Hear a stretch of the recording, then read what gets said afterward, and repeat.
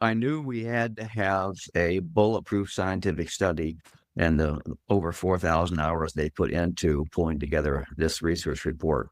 It really, I think, can be a game changer for our future water quality in the state of Iowa.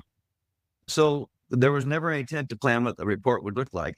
The directive was unfiltered, unbiased. You guys are scientists. Tell us the truth. What is in the water? Where's it coming from? And then make some recommendations to what we can do about it. So the ultimate goal here is know where we're at.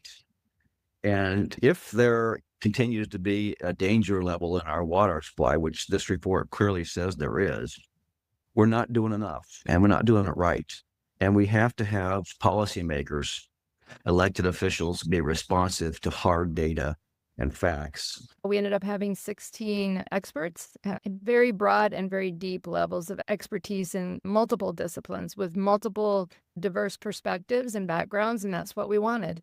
We wanted rigorous, robust analysis and conversation around these topics, and that's exactly what we got. So 4,400 hours later of data collection, analysis, spirited discussion, and months of writing and editing to issue our full reports, here we are. So a big chunk of time at the very beginning of this project was dedicated to familiarizing ourselves with all of the best, highest quality data sets that were available. So these were from some of our key community partners. So names that probably most of your listeners will be familiar with. These are people like the U.S. Geological Survey, the Iowa Department of Natural Resources, the U.S. Army Corps of Engineers. What we did was we went and we looked at all of their monitoring locations within our study area, which was Polk County, but also the rest of its upstream watershed. And we found out all of the data that was available within these areas.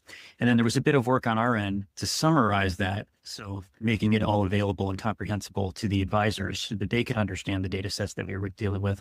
And then also do some work to bring it together to try to make something that was greater than the sum of its parts. So it was a lot of looking into what had been collected historically, figuring out how we could present that in a comprehensible way, and then using that to produce the ultimate findings that ended up in the reports that you guys see in front of you today. I would add that although this was funded by Polk County and has a Polk County emphasis, communities all through the watershed and all through the state are struggling with the same issues.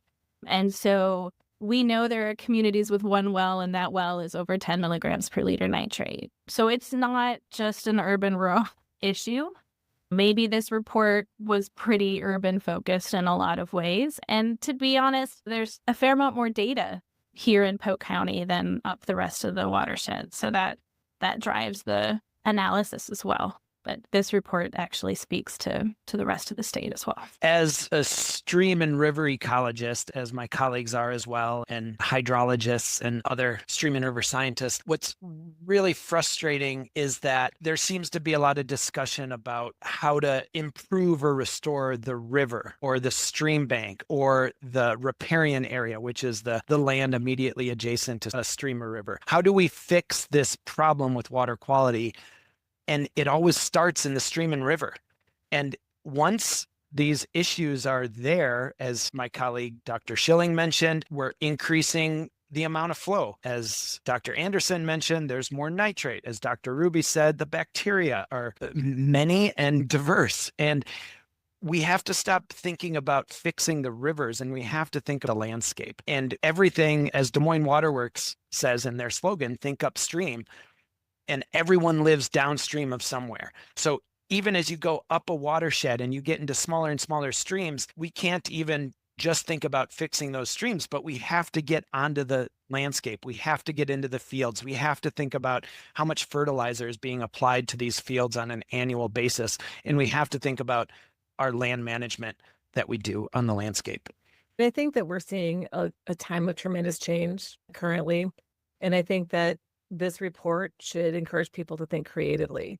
We always talk about out-of-the-box thinking, and if ever there was a time to think about out-of-the-box thinking, it's now.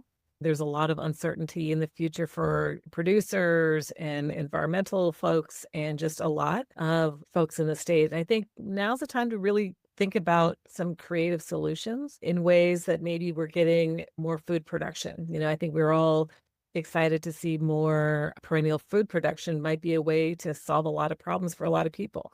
And so thinking about how we can take this information and really take a big leap forward in a way that maybe we haven't in a long time. The science, it looks like a lot, but we already know this. The science is relatively simple in many ways. And so solving this is not a science question. It's political, it's economic, it's social. The science is the easy part, and we got it all documented here. We kind of know what needs to be done. So I would leave people with the idea that this is not a science question to be solved like an equation. There's all the other aspects that are going to be the difference maker here.